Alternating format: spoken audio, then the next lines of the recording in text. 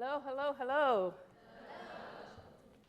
Okay, before you guys go crazy, I gave birth to 4 children.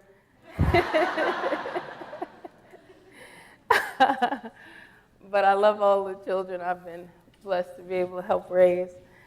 Um, I'm so happy to be here today. I really am. One reason is because it's my birthday.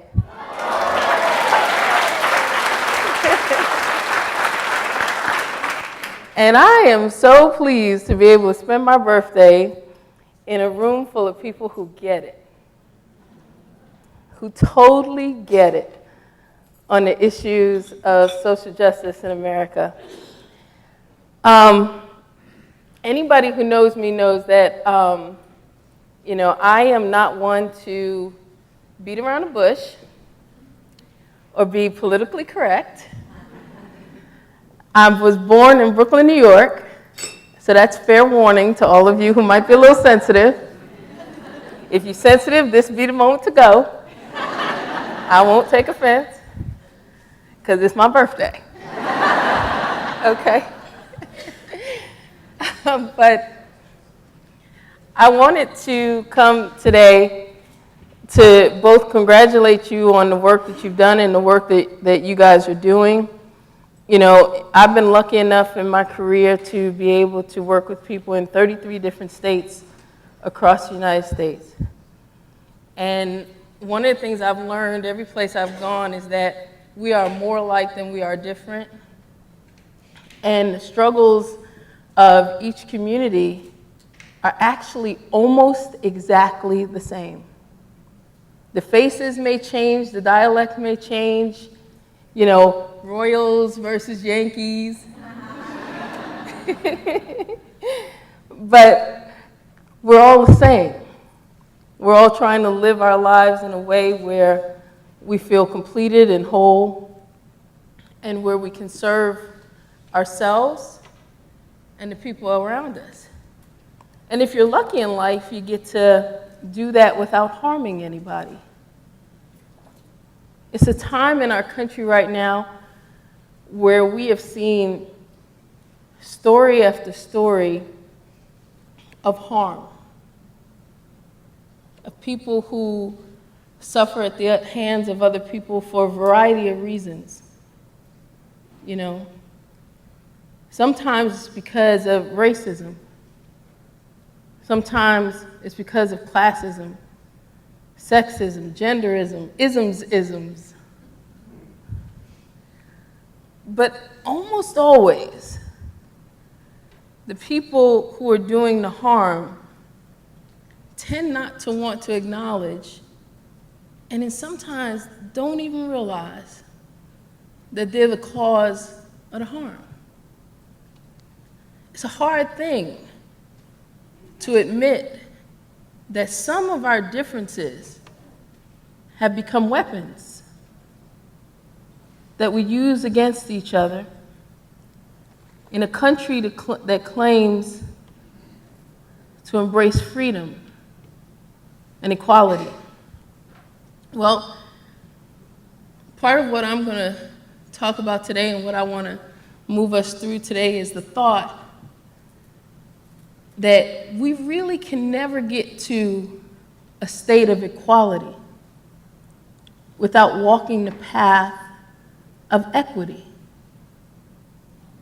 If we don't deal with the core social justice issues of our nation, how can any of us ever be free? Some of us will have temporary freedom. You know what temporary freedom is? We all get it. Temporary freedom is like when you go to school and you get your first big job, right? And you work that first 2 weeks and the check comes, right? And it's a bigger check than you've ever seen before in your life. And you're just thinking, oh my God, okay, now I can do this. Then you deposit the check, and in 2 weeks you realize that freedom was temporary. Okay, I got to get right back to the grind, or it'll remain temporary. In some of our communities, we've seen a pattern happen, in most. And this pattern is a pattern we like to call poverty. We speak of poverty as if it's a cousin. You know, somebody just sitting on the side of our communities. You know, poverty exists there. Oh, poverty went across the street. You know, these 2 blocks are impoverished. Poverty lives there. The truth about poverty is that it is a decision that we make every day as a community and as a nation. Because unlike what we'd like to admit, there is actually no logical reason that anyone in the United States should be living below the poverty level, other than we choose them to be.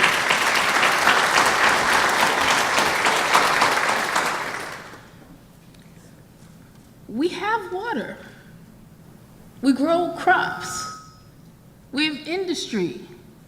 There are jobs. We have so much food that we pay people not to grow food. But we won't feed people who need food. I'm gonna just tell you. See, I grew up in Brooklyn. I think I said that.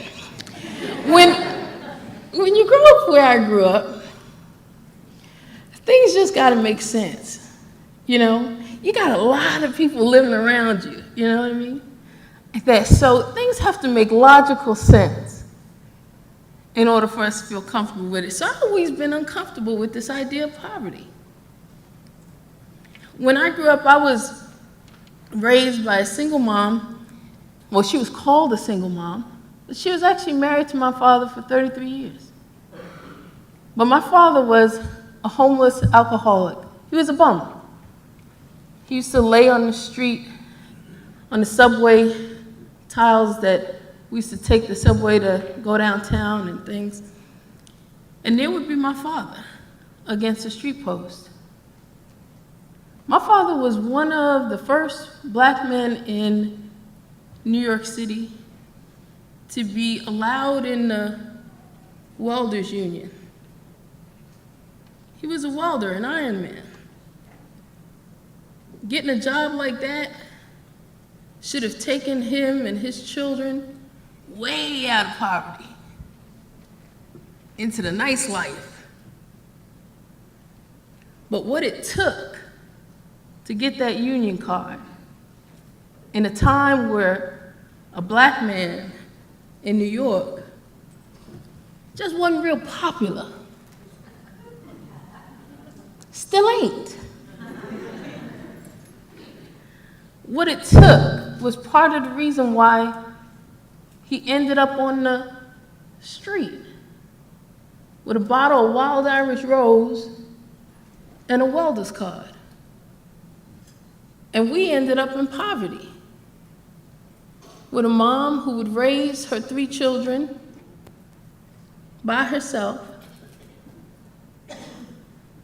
And my mom, her name's Teresa. She's dynamic. You know, she's spicy. She's now 73 and just so spicy. And growing up, my mother had no shame. See, you know, she was like this, you know, I'm gonna feed my kids, okay? If I got to go down to your welfare office and have you ask me a whole bunch of embarrassing questions so that my children can eat tonight, we'd be right down there. What time is it, 8:45, hello? But we were on welfare at a time in our country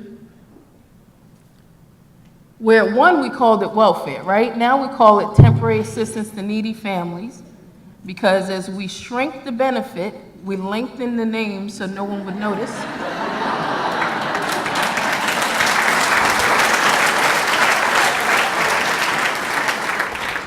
That's the American way. Well, when we had it, it was welfare. And we had food stamps and You know, some of y'all might remember these.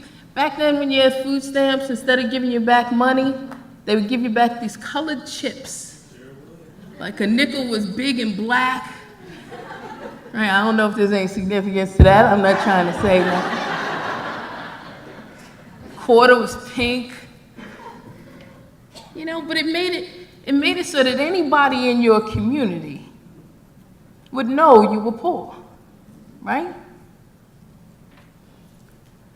We had to declare our status. And once a month or so, in an all-black neighborhood, a white woman would get off the A train. Usually very young, blonde. And from the moment she left the A train on Utica and walked the 5 blocks to our house and the other houses that were on welfare, everybody in the whole neighborhood knew she was coming. And we would hide our toasters and put away our irons, cover the TVs, put them under the couch. Because in our country, when I grew up, it was illegal to be on welfare and have those types of appliances. Couldn't have a toaster, an iron. Couldn't have a television set unless you declared it and had the value deducted from your welfare check. My mother raised the 3 of us, and she worked 3 jobs. You know, a lot of times at the same time. She worked for a hospital, she worked for a restaurant, and she worked for a taxi cab company. And she would leave us overnight sometimes in the brownstone that saved my family's life. Because that brownstone in Brooklyn, people would look at that brownstone on a historic block and they would think, man, the family behind that door are probably doing all right. They didn't know we didn't have running water at times. We didn't have a bathroom. You know, they didn't know we were sleeping in front of the stove, and that my mother, who worked in the cab company overnight, would come back in the middle of the night. Cab company was only about 4 blocks away. Come back and put pots of water on the stove to keep us warm. And we would be sleeping there in front of lawn chairs, on lawn chairs. I always say, if I had been a child now, in 2015, and my mother were doing the same thing she did back then, she would be in jail, and I would be in foster care. Child Protective Services would take me away, because we criminalize poverty in our country. Why is it illegal to be poor? Why do the children of the poor have to be criminalized or see their parents treated in a way where they start to question whether their parents care, when we know their parents care? Because of the strength of my mother, my brother and sister and I have earned 2 bachelor's degrees, 2 master's degrees, a PhD, and an MD. Thank you.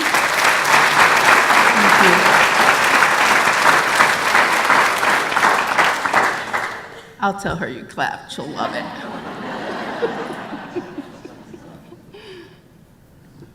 She did what it took, you guys.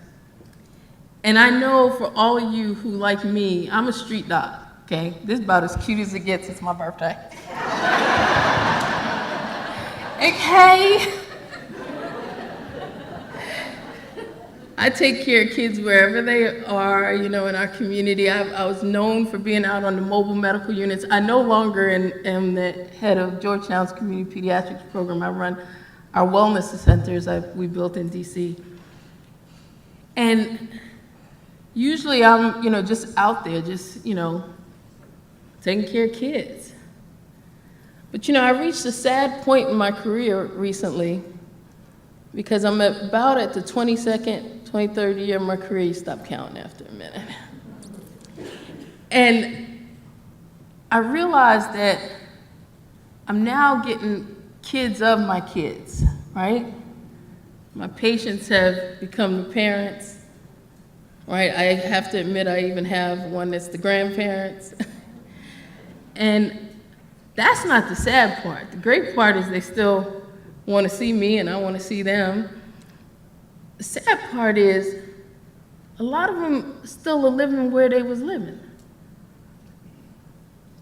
Their mom's Section 8 became their Section 8.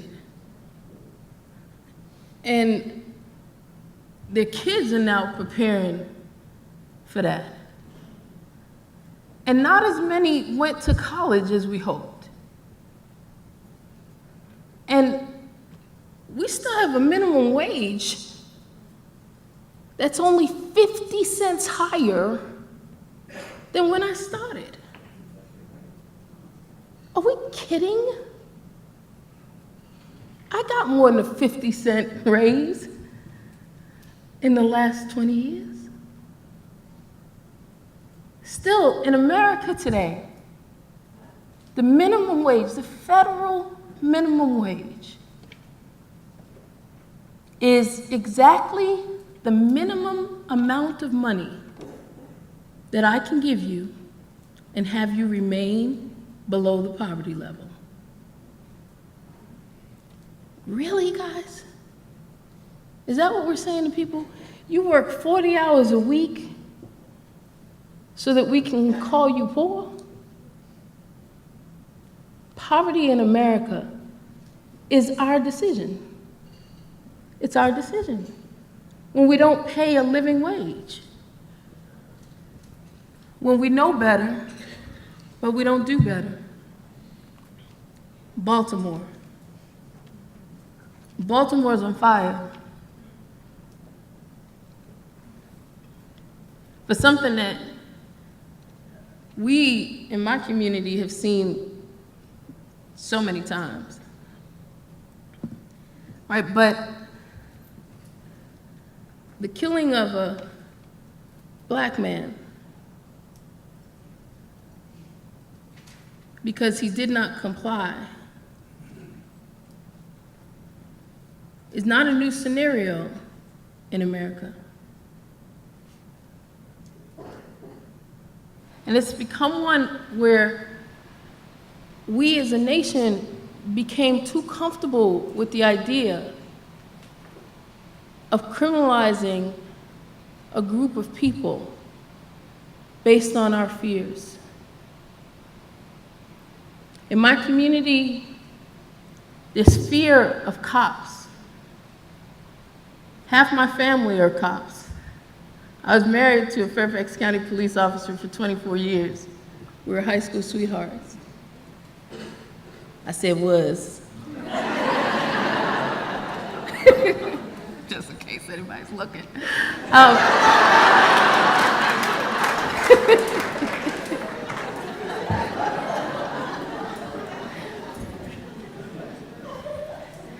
And as much as we embrace and love the work of law enforcement, we have to admit there have always been these underlying issues. But Baltimore's on fire because of that igniting the flame. But the flame itself is the flame of poverty. The flame itself is the flame of a community with a 40% unemployment rate. 40%. Dang.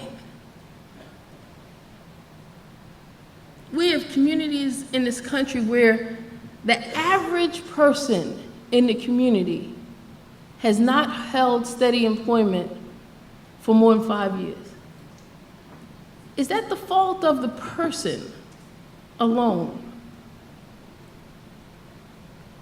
Or are we ready to talk about the 5 keys to social justice? I started talking about these 5 keys about 15 years ago, and the first time I talked about them, people would go like, what? And I told them, I said, to me, I'm no rocket science. I'm from Brooklyn. We don't make rocket science. We do hot dogs, little baseball, not as good as Kansas City this year. But we don't do rocket science, okay? So in Brooklyn math, when we think about the things that have led folks to have the haves and the have-nots within a community, you have to think, what are the basic things that you had in your life that allowed you even to be sitting here today? Do you know how many people want your seat? So let me think for myself what they were. Education, economic justice, legal justice, environmental justice, healthcare. Those 5 things in any one person's life determine the path of your life.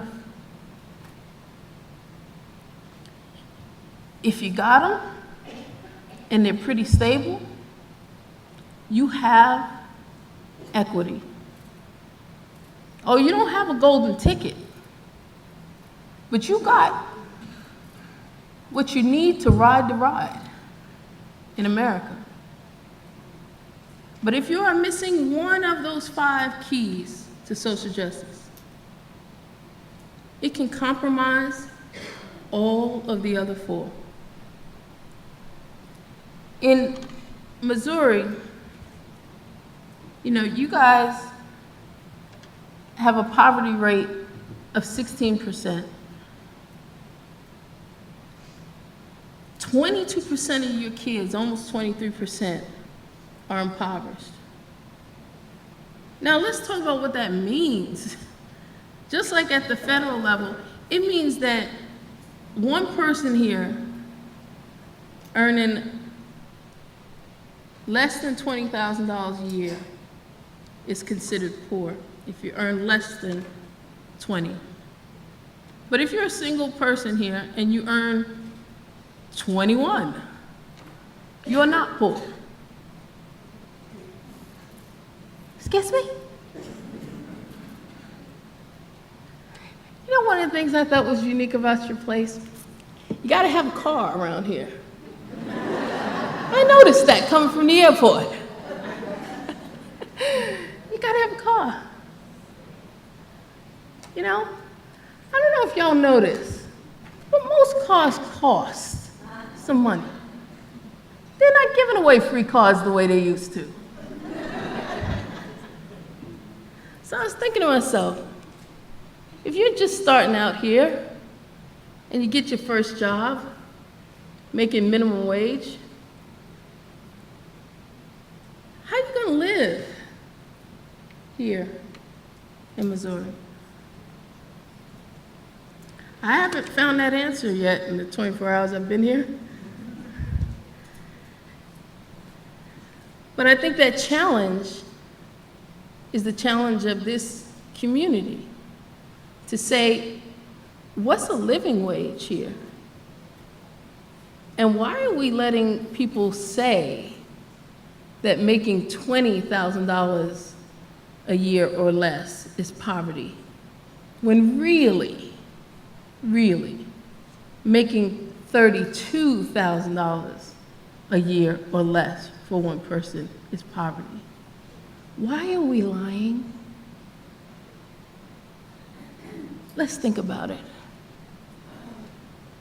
Maybe because we've always followed these guidelines, and they get published so brightly each year by the federal government. I mean, OMB is working on books now. They're huge, right? There's billions of dollars in funding for us to all walk around and say what these guidelines are. even when we know them not to be true. The formula for the poverty threshold that is used each year by the Census Bureau to determine poverty has not been completely adjusted since 1964. I was born in '64, it's my birthday.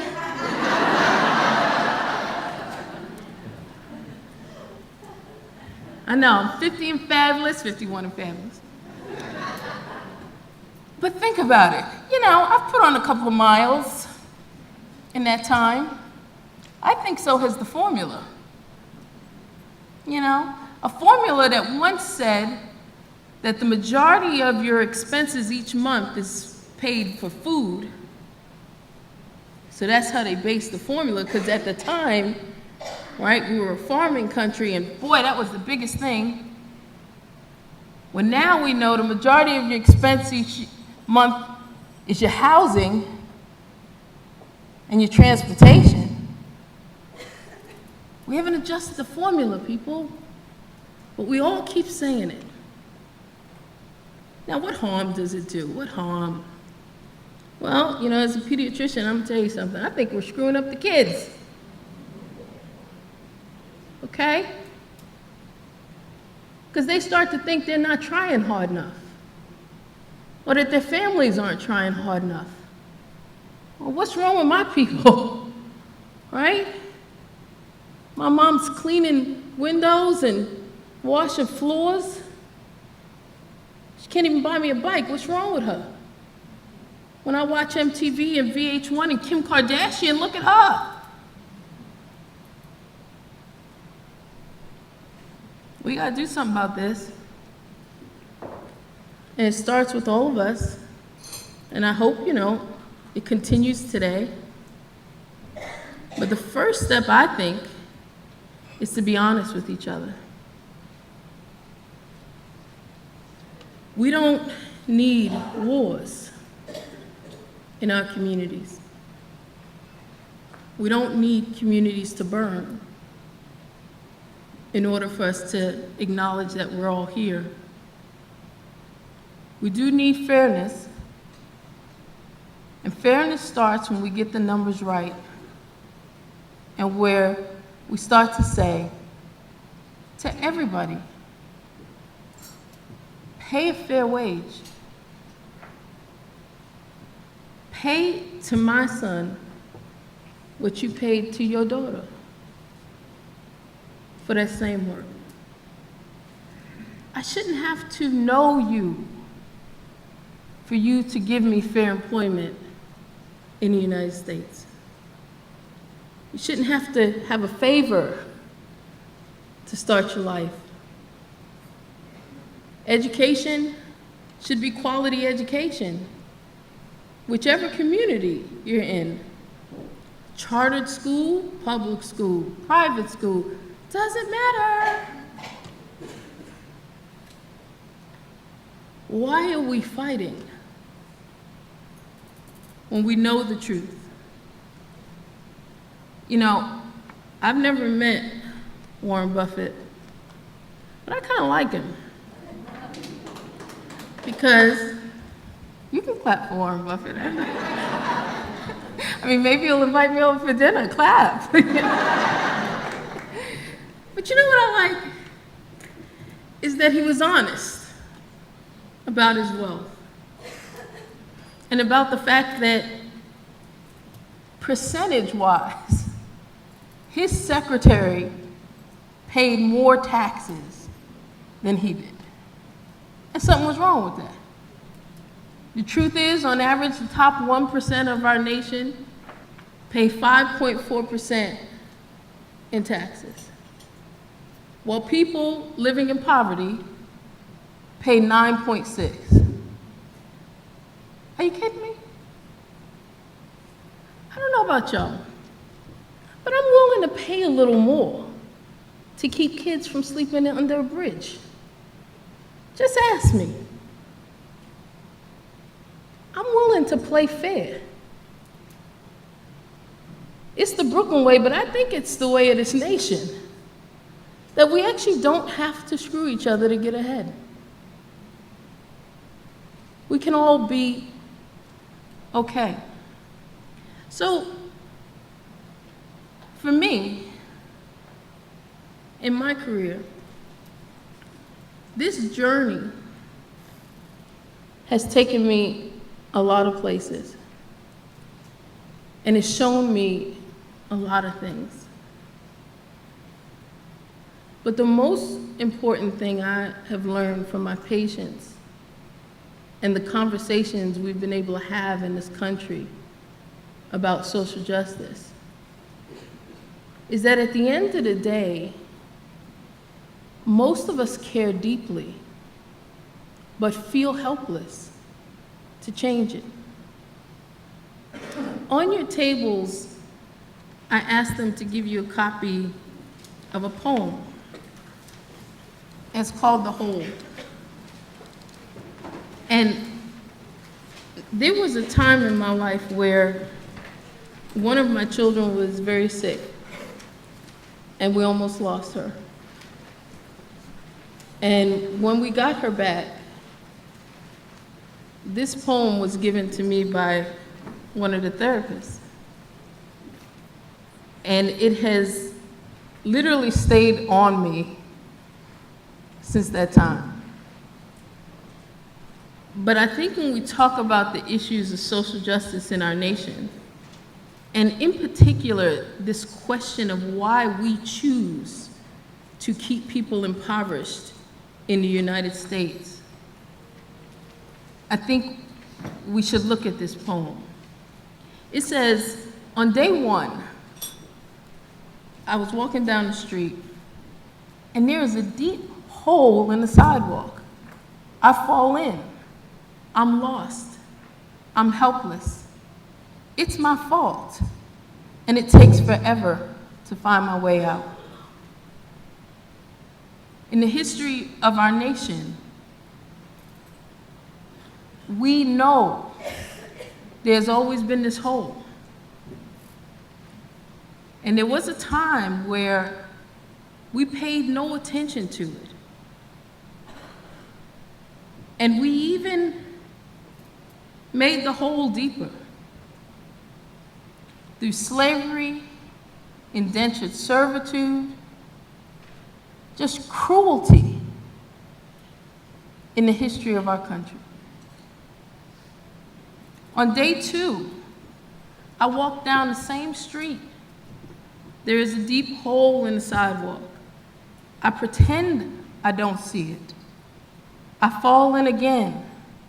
I can't believe I'm in the same place, but it isn't my fault. It still takes a long time to get out. We are now at the 50th anniversary of a lot of important social justice acts in our country.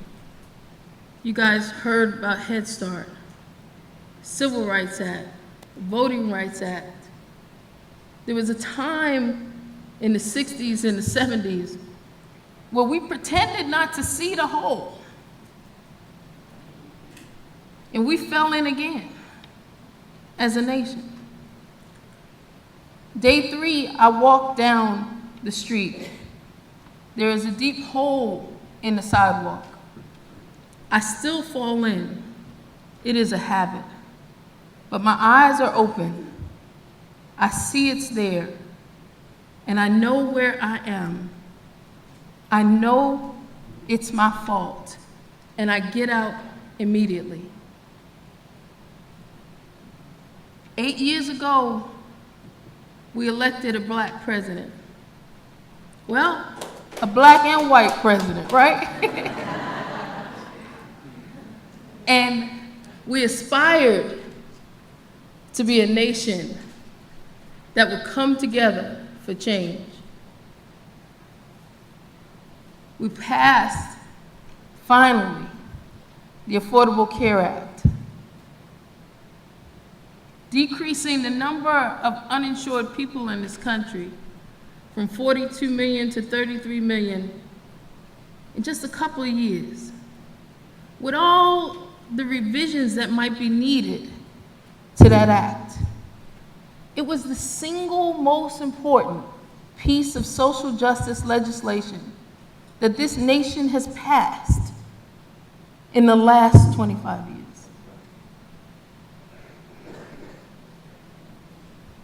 Our future, day 4. I walk down the same street. There is a deep hole in the sidewalk. I walk around it. That day will come when we acknowledge and legislate that the 5 keys to social justice are the framework of our Constitution. That it is constitutionally reprehensible that we would have people working in the United States and not pay them a living wage. That it is reprehensible that we would have children living in public housing that is so dilapidated that they get admitted to the hospital, to the intensive care units for asthma, when there's no reason any longer to be admitted for asthma. We have medications for that. But we are these children's landlord. We decide that they live with roaches and mice and rats. When we decide that instead of paying people not to farm, we will give the food away. Instead of prohibiting restaurants from allowing the homeless to have their food at the end of the day, we will say to any restaurant, if you want to give them your sandwich, give them the sandwich. You ain't got to get extra insurance for that. We become a country where education through college is a guarantee and not a lottery. When we become a country that realizes that environmental justice means that you should be able to walk down the street in your neighborhood without getting shot. Just 2 months ago, I took care of a 3-year-old who came to my center because she was playing on the porch in her housing complex, playing with her toys. And she walks in the house and says, "Mommy, my thigh burns. Mommy, my thigh burns." And she had a bullet in her thigh. Whose neighborhood is this? Whose community?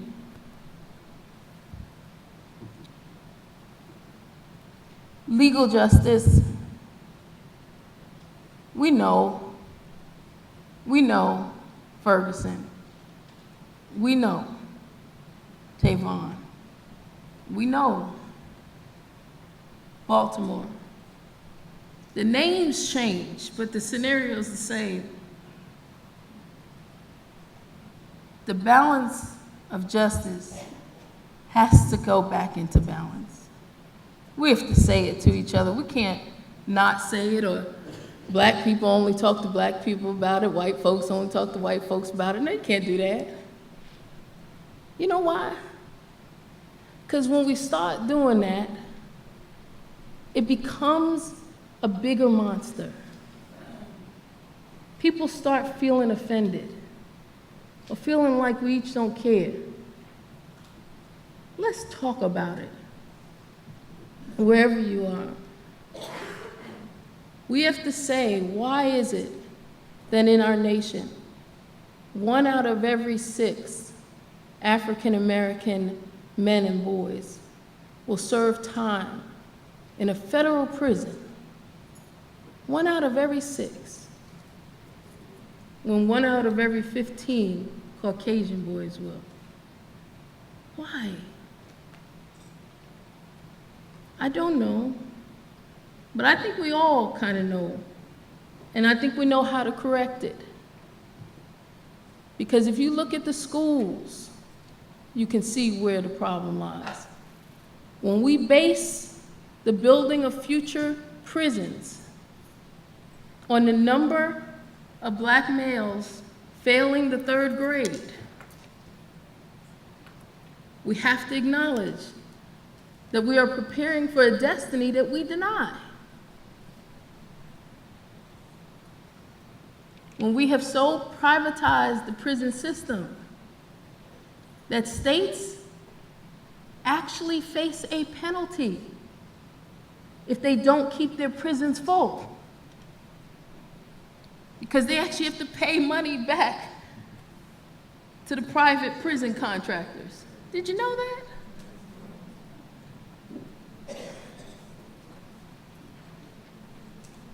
We have to ask why. Why are we doing it? The civil justice system, where you have no representation for the poor in civil court. So in most states, they cannot win a simple landlord-tenant case. And so they stay in horrible housing across the United States because the landlords are represented by million-dollar attorneys. Not everywhere, but in a lot of places. And why aren't we asking why? The 5 keys to social justice. So on the 5th day, we walk down a different street.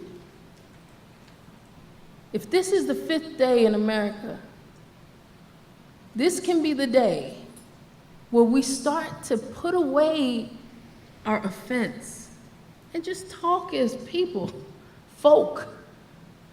You know, I was sharing with somebody that the truth is that most of us have most of our honest conversations with strangers.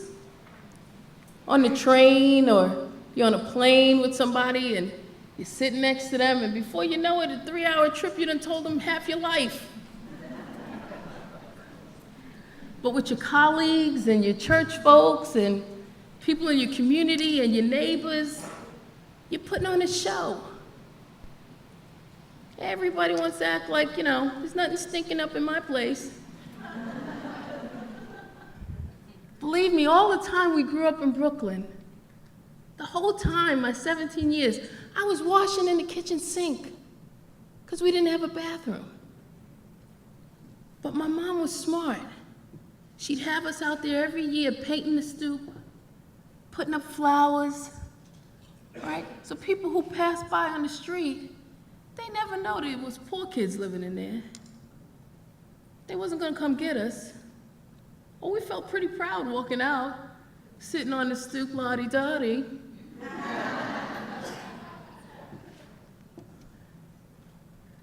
But when that becomes your full existence, when we're all living a fantasy life and we're not being real with each other as a nation, we never get to a day 5. We never get to the day where we walk down a different street. And on this new street, we're fair to each other. That's it. You don't have to give me your house. I don't need your pension plan. All I want is a shot. If I want to go to school, I want to be able to go to school. If I want to work here at the hotel, I don't want to have to be dependent on your tip. I want to earn a wage. How's about that? And then your tip could be what tips are supposed to be. Extra.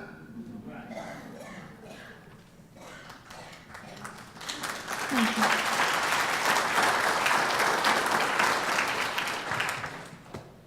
I'm pretty fired up about this stuff.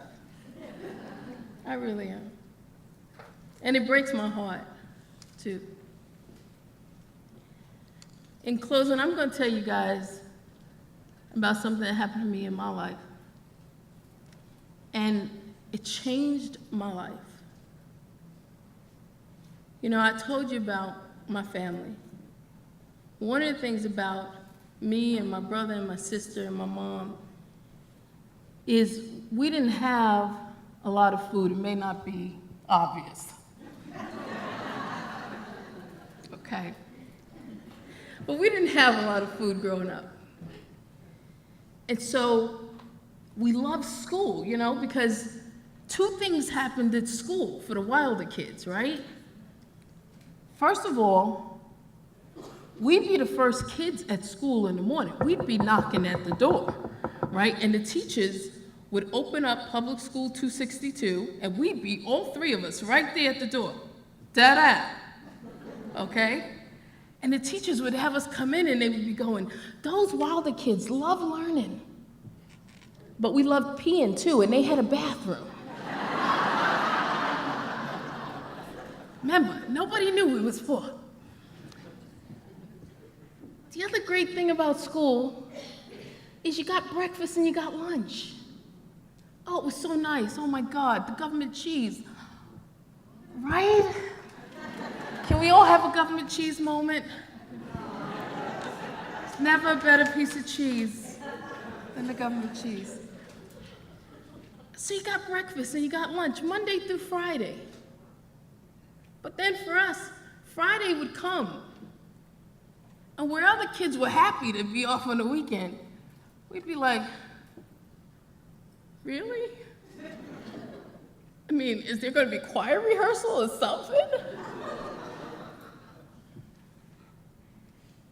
And my mom, she would wake us up early on Saturday morning. She would say, go around the neighborhood and see if you can find little pennies, you know, whatever it is, and just, you know, come back and, you know, so we could have something tonight. And we were eager. We took our little bags, like, looked like Ziplocs, but they weren't really. And we go around, and this one Saturday, we came back to Mommy, and we had collected about 97 cents, mostly in pennies.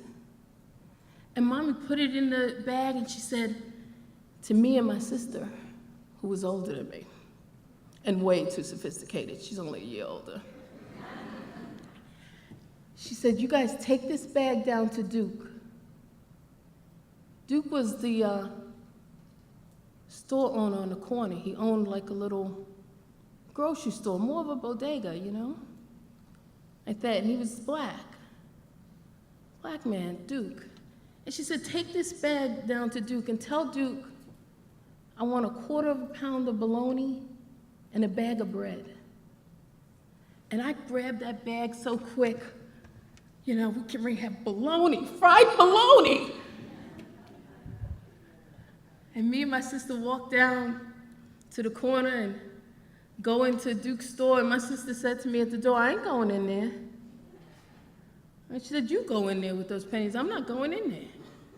And I said, I'm going in there, we having fried bologna. So I went in. And I had the bag of pennies, and I go to the counter and I said, Duke, Mommy said, give me a 1/4 pound of bologna and a bag of bread. And Duke looks out above my shoulder and he yells out, hey, Shorty. Shorty was his assistant.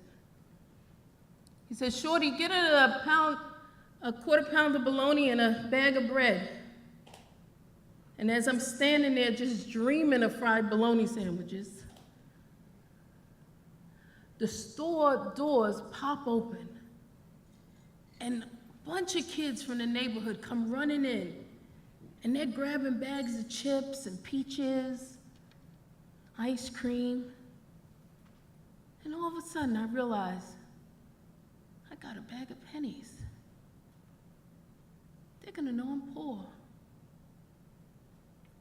And I'm holding these pennies. I put my hand on the counter, and Duke looks at me and takes his big old hand and scoops up that bag of pennies and puts his hand under the counter. And he looks up as a line of kids are behind me waiting to pay for their stuff. He says, hey, Shorty, get her that pound of bologna, pounded cheese, bag of bread, one of those cartons of milk, and some of those peaches and ice cream. And I'm standing there thinking to myself, I got 97 cents.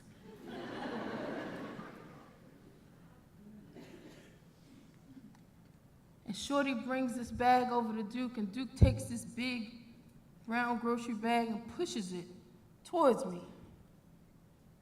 And I wrap my hands around the bag and I'm just looking.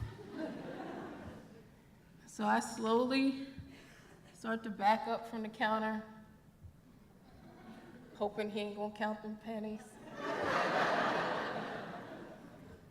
And Duke, as I head towards the door, he says, "Hey, Gloria, tell your mom I said hi. And don't forget your change."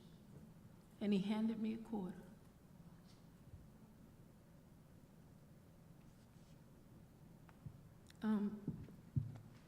It doesn't take a lot.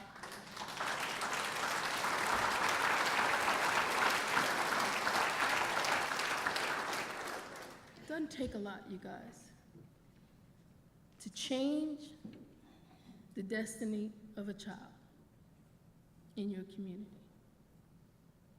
What Duke did for me and for us that day is he treated us with dignity.